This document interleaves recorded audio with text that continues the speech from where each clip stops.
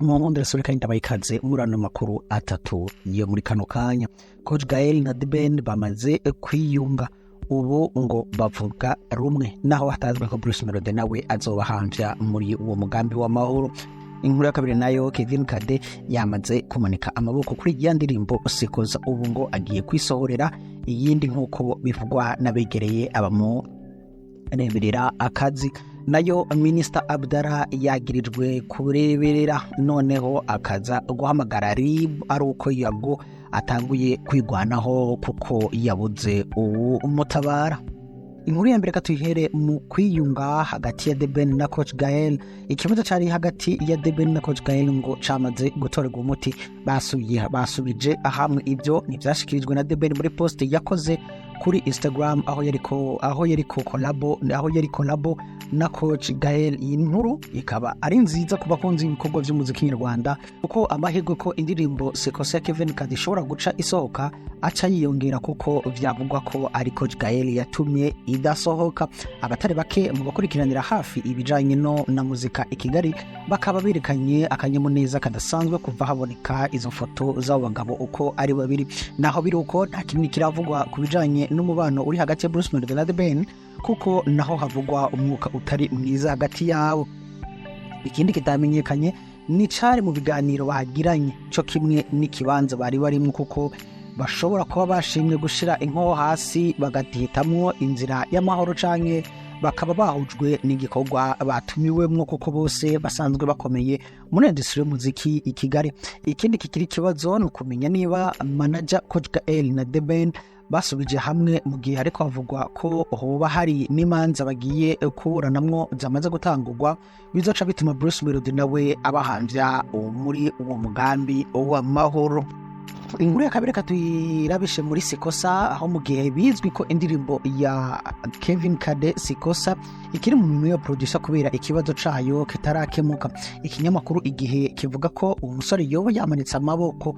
Amakuru dukesha ico kinyamakuru avuga ko Kevin Kade agiye gusohora iyindi ndirimbo itari Sikosa kandi imyiteguro yoba yamaze guhera nkuko bishikirizwa n'uri hafi y'abareberera inyungu za Kevin Kade. Abishikiriza ngo uwo muririmbyi aracategereje ko Coach Gael ashira amaguru hasi ngo harabwe icokogwa. Uwo muntu yaganiriye n'ikinyamakuru Igihe yavuze ko umuntu yafatiriye iyo ndirimbo ari Coach Gael kuko atashimye ko umuririmbyi akaba no producer wiwe Element aja muri iyo ndirimbo atagishijwe inama. Mu kwica kinyamakuru nyene dukesha ino nkuru kibishikiriza Kevin Kade akaba afise amahitamwo abaze ku ntoki rimwe. Muri ayo mahitamwo akaba ari uko ategerezwa gukuramwo ivya Element, ariko ivyo navyo bikaba bica bimutuma uwo muririmbyi asubira kuja gufata amasanamu canke video y'iyo ndirimbo. Bica ibikorwa bitoroshe. Abareberera inyungu za Kevin Kade bakaba bafisa icizere ko iyo ndirimbo isohoka kandi bikagenda neza nkuko babibwiye ico kinyamakuru Igihe dukesha ino nkuru. Nayo turabishije muri yegere yo kwa Yago Pondat. Ibishikizwa na Yago na bagenzi we bashamiranye muri ino misi ku mbuga bakoresha ngo RIB nirabire hafi ko atabigize ibyaha birimo. Ivyo nibishikirizwa na Dr. Uwutuma Twishima Abdallah asanzwe ari minister w'urubyiruko. Yagize ati nabanje gukeka ko ibyo urubyiruko rurimo ari ugususurutsa muri showbiz, hajemo ibyo kuvuga uturere abantu batuyemo n'inyarwanda. Narikanze Yago, Godfather, Emirene, Sky2 n'abandi gutukana no kubesherana si umuco, mubivemo. RIB mutureberere ko nta byaha bari gukora. Naho we yitabaje RIB, bamwe mu babonetse muri comment basabye ko urwo urwego rw'igihugu gobanza rugatenyenye, ahubwo akaba ari we abaja hagati akababera umuhuza. Uwitwa Abe yagize ati umunsi uzabona akanya muzabatumize kuri space ubwanyu nka host, hanyuma bishiriye aho. Nyuma yaho ya ngingo ihana icyaha cyo gutukana mu ruhame n'ibindi ibikorerwa kuri murandasi bizakurikizwe nta exception. Mubitekerezeho nyakubahwa. naho minisita atashatse kubogama ahubwo agashima ko baheza ikibazo gihari. Hari ababona ko minisita yibutse kwifubika bwakeye kuko ngo Yago yambuwe agashambara kera ngo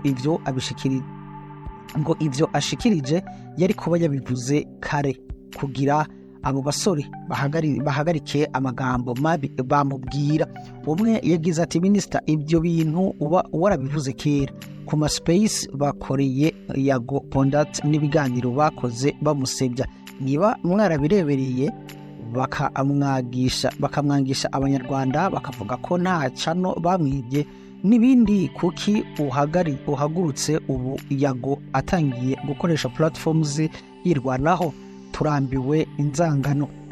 Ubundi nawe ati hendosa wenda nibwo ubonye iki kibazo, ariko igihe Yago yariraga avuga ko ata showbiz ahubwo uruganda rurimwo umwanda bamutoka n'ibindi, mbona bakorera ba The Ben na Meddy ibisa nkabyo birirwa babicariye ku space babatuka babashiraho ibintu bisebeje byajyaga kuba byiza iyo batabarizwa icyo gihe biba byararangiye kera.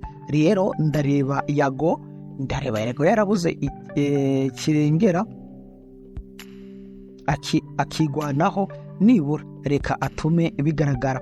Na Yago nawe yunze umurya abandi, nawe asubiza minisita ko hageze ko hamenyekana akagambana yakorewe. Yanditse agira ati thank you sir, igihe kirageze ngo urwango rudasanzwe nagiriwe witwa showbiz rumenyekane, kandi nta kindi nazize uretse gufasha abanyarwanda ntarobanura. Ibiganiro byanje birabigaragaza.